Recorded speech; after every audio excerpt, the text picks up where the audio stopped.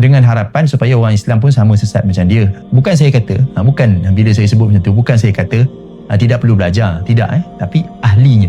Siapa yang masuk ke dalam bidang akidah, siapa yang masuk ke dalam bidang usuluddin, siapa yang masuk dalam bidang mengenal Allah Subhanahu Wa Taala, belajarlah mendalam supaya dia boleh menjawab kalau kata ada persoalan.